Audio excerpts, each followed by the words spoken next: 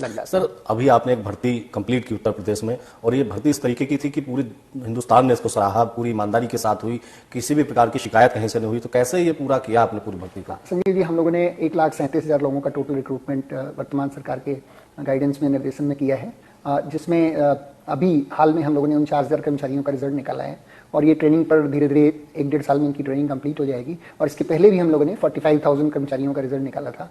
अभी हमारा जो फ्यूचर प्लान है, जो गवर्नमेंट ने, माननीय मुख्यमंत्री जी ने हम लोगों को अनुमति जिस चीज़ की दे दिया है, वो 6,000 प्लस सब इंस्पेक्टर्स की भर्तियों का है और जेल विभाग में भर्तियां हैं, और उसके साथ ही साथ 2,000 फायर डिपार्टमेंट की भर्तियां हैं। और वो बहुत जल्दी हम जेल और फायर डिपार्टमेंट की जो भर्तियां उसके लिए कंपनी का भी सिलेक्शन कर चुके हैं और सारी चीज़ों का तैयारी हो चुकी है। बस थोड़ा सा कोविड-19 का इफेक्ट थोड़ा कम हो जाए तो हम उसमें डेट अनाउंस कर देंगे। और मेरा अनुरोध ये भी है कि जो लड़के फॉर्म भर चुके हैं, करीब 8 से 9 लाख लड़के फॉर्म भरे हैं, तो उनसे मेरा अनुरोध है कि वो इस लॉकडाउन के दौरान अच्छी से अपनी तैयारी करते रहें और जैसे ही लॉकडाउन नॉर्मलाइज होगा ये सिचुएशन, तो हम तुरंत उनका एग्जाम करवाएंगे।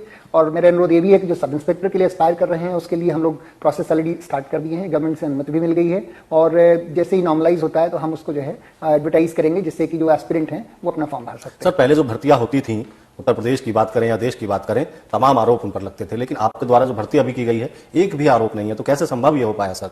क्या स्ट्रेटजी आपकी रही इसके पीछे? हम लोगों का टोटली 100% ट्रांसपेरेंट सिस्टम है। लड़कों की जो कॉपियां होती हैं, 3 कॉपियां होती हैं, एक हमारे पास होती है, एक कंपनी के पास होती है, एक लड़का अपने पास रखता है।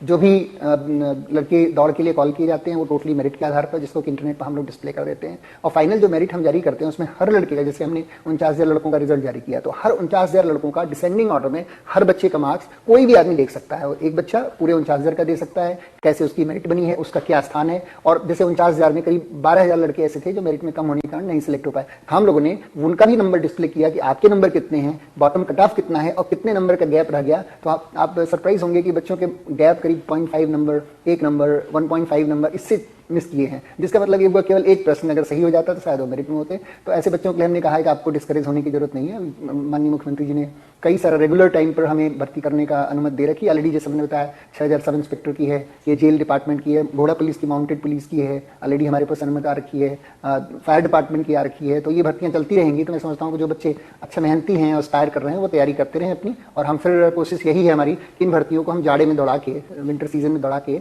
और नेक्स्ट ईयर जनवरी फरवरी तक आते भर्तियों का फिर कंप्लीट करते हैं। सर, हम दमकल विभाग की बात करेंगे तो कर्मचारियों की किल्लत शुरुआत से रही है, तो आज क्या कर्मचारियों की किल्लत है, और किल्लत है तो इसको कब तक सर दूर करेंगे, क्योंकि आप भर्ती बोर्ड के चेयरमैन भी हैं? हमारे यहाँ एक प्रॉब्लम रही है कि हर तहसील हेडक्वार्टर पर फायर स्टेशन नहीं है। तो गवर्नमेंट ने हाल ही के दिनों में 100 से ज़्यादा, 110 के करीब नए फायर स्टेशन खोलने की अनुमति प्रदान किया माननीय मुख्यमंत्री जी ने। तो हमारे पास वर्तमान में करीब 5,000 कर्मचारी हैं, 5,000, और जो नए सैंक्शन हुए हैं उसके हिसाब से फिर कर्मचारी कम पड़ते हैं। तो माननीय मुख्यमंत्री जी ने हम लोगों को 2,000 फायर कर्मचारियों को भर्ती करने का निर्देश दिया है और जिसकी प्रक्रिया चालू है। मैंने कहा हमारा टारगेट है कि ज़्यादा से ज़्यादा नवंबर या दिसंबर तक हम इस भर्ती को पूरा कर लेंगे। सर, गरीब के विभाग के कर्मचारी अपने घर से दूर रहकर अपने कर्तव्यों का निर्वहन करते हैं, तो ऐसे में लगातार विपरीत परिस्थितियां हैं, कोरोना महामारी चल रही है, पूरे देश नहीं पूरी दुनिया इससे परेशान है। तो आपके द्वारा क्या कोई प्रिकॉशन के किट उनको दी गई हैं या क्या, किस तरीके की तैयारी? हम लोग अभी गवर्नमेंट ने 35 लाख रुपए कुछ दिन पहले ही रिलीज किया है। अदरवाइज भी हमारे पास बजट रहता है, उसको हमने immediately sanitization kits, personal protection equipments जितने हैं, ये सारे ग्लव्स और मास्क, ये सब खरीदने के लिए अपने कर्मचारियों के लिए दिया हुआ है पैसा।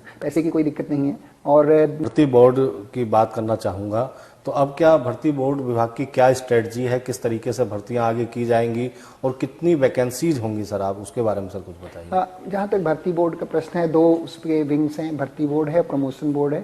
तो प्रमोशन में हम लोगों ने अभी भी, इस समय भी अपने किसी कर्मचारी का प्रमोशन नहीं रोका, चाहे रात को करना पड़े, हम लोगों को बैठना पड़े, लेकिन जब भी प्रमोशन कमेटीज होती हैं, चाहे रोटेशन में घर घर जाके हम लोग साइन करते हैं, चाहे वीडियो कॉन्फ्रेंसिंग के जरिए करते हैं, कभी भी इस समय भी अपने किसी भी कर्मचारी का जिस दिन आता है 2 या 3 दिन के अंदर हम लोग क्लियर करते हैं।